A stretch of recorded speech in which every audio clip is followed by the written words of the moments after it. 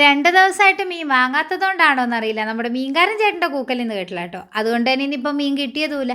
എന്നാൽ മീൻ കിട്ടാത്ത ഈ ഒരു സാഹചര്യത്തിൽ ഉണക്കമീൻ വെച്ചൊരു തട്ടിക്കൂട്ട് പരിപാടിയാകാമെന്ന് കരുതി കുറച്ച് നത്തലങ്ങ് എടുത്തിട്ടുണ്ട്. ചില സ്ഥലത്ത് ഇതിനെ കൂപ്പാന്ന് പറയും. പിന്നെ ഏത് ഉണക്കമീൻ വെച്ചിട്ടും ഈ ഒരു രീതിയിൽ നമുക്ക് ചെയ്തെടുക്കാനും പറ്റിയേ. അപ്പം അത് കഴുകിയങ്ങ് മാറ്റി വെച്ചതിന് ശേഷം ഒരു 30ഓളം ചെറിയുള്ളി എടുത്ത് അതും കട്ട് ചെയ്ത് മാറ്റിയിട്ടുണ്ട്. ഇനി പാനെടുത്ത് അടുപ്പിൽ വെക്കുക. അതിലോട്ട് 2 സ്പൂൺ വെളിച്ചെണ്ണ ഒഴിച്ച് കറിവേപ്പില കൂടി ഇട്ട് ചൂടായി വരുന്ന സമയത്ത് മീനിട്ട് ഫ്രൈ ചെയ്തെടുക്കാം. പിന്നെ മീനിലോട്ട് നമ്മൾ ഒട്ടും തന്നെ മസാല ചേർത്തിട്ടില്ല, മീൻ മാത്രമായിട്ടാണ് ഫ്രൈ ചെയ്തെടുക്കുന്നത്. ഒരു ഭാഗം ഇതുപോലെ കളറൊക്കെ മാറി വരുന്ന സമയത്ത് തിരിച്ചിട്ട് കൊടുക്കുക. 2 സൈഡും ഈ ഒരു രീതിയിൽ അങ്ങ് മൊരിഞ്ഞ് വരുന്ന സമയത്ത് തണുക്കാനായിട്ട് മാറ്റി വെക്കുക. നല്ലോണം തണുത്ത് വരുമ്പോൾ വേണം നമ്മളിത് പൊടിച്ചെടുക്കാനായിട്ട്. പൊടിച്ചെടുക്കാമെന്ന് പറഞ്ഞിട്ട് മിക്സിയിലിട്ട് നല്ലോണം അങ്ങ് പൊടിച്ചെടുക്കാൻ നിൽക്കണ്ട, ഒന്നങ്ങ് ചതച്ചെടുത്താൽ മതിയേ. മിക്സിയിലാണെങ്കിൽ ഒരു തവണ അങ്ങ് ക്രഷ് ചെയ്തെടുത്തോളൂ. അപ്പോൾ ഈ ഒരു രീതിയിലാണ് നമ്മൾ ചെയ്തെടുത്തിട്ടുള്ളത്. ഇനി ഇതങ്ങ് മാറ്റി വെച്ചതിന് ശേഷം കുറച്ച് വറ്റൽമുളക് എടുത്തിട്ടുണ്ട്. എരിവിനനുസരിച്ച് വറ്റൽമുളക് കൂട്ടിയും കുറച്ചൊക്കെ അങ്ങ് എടുത്തോളൂ. ഇനി നമ്മൾ മീൻ ഫ്രൈ ചെയ്ത് വെച്ചേക്കുന്ന അതേ പാനിലോട്ട് തന്നെ ചെറിയുള്ളി ഇട്ട് കൊടുക്കുക.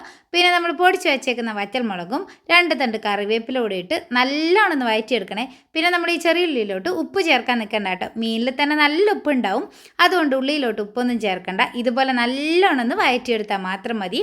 ഇപ്പോൾ വഴണ്ട് നല്ലോണം കളറൊക്കെ മാറി വരുന്ന സമയത്ത് പൊടിച്ച് വെച്ചേക്കുന്ന മീൻ കൂടി ഇട്ട് കൊടുത്ത് വീണ്ടും നന്നായിട്ട് ഇളക്കി കൊടുക്കുക. ലോ ഫയറിലിട്ട് കുറച്ച് നേരം ഇതുപോലെ നല്ലോണം ഇളക്കി കൊടുക്കണേ. ഇനിയിപ്പോൾ നമുക്ക് കുറച്ച് കറിവേപ്പില കൂടി ഇട്ട് ഇളക്കി കൊടുത്തു കഴിഞ്ഞാൽ സംഭവം റെഡി ആയിട്ട്. ഇപ്പോൾ സിമ്പിളല്ലേ ഉണ്ടാക്കിയെടുക്കാനായിട്ട്. അതുപോലെ തന്നെ നമുക്ക് കൂടുതൽ മസാലകളുടെ ഒന്നും ആവശ്യമില്ല കേട്ടോ. വറ്റൽമുളക് ഉണ്ടെങ്കിൽ നമുക്ക് ആ ഒരു എരിവ് എല്ലാം ഉണ്ടാവും. അതുപോലെ തന്നെ നല്ല ടേസ്റ്റുമാണ് കഴിക്കാനായിട്ട്.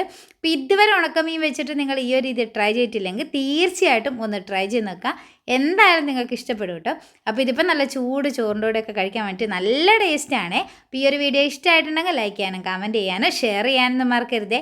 അതുപോലെ തന്നെ നമ്മുടെ കൃഷ്ണ ഹോബി എന്നുള്ള ഈ ഒരു പേജ് നിങ്ങൾ ഇതുവരെ ഫോളോ ചെയ്തിട്ടില്ലെങ്കിൽ ഒന്ന് ഫോളോ കൂടി ചെയ്ത് സപ്പോർട്ട് ചെയ്യാം കേട്ടോ. പിന്നെ ചോറിൻ്റെ കൂടെ ഒരു പരിപ്പ് കറിയും പപ്പടമൊക്കെ ഉണ്ടെങ്കിൽ പിന്നെ വേറെ ലെവലാണ്.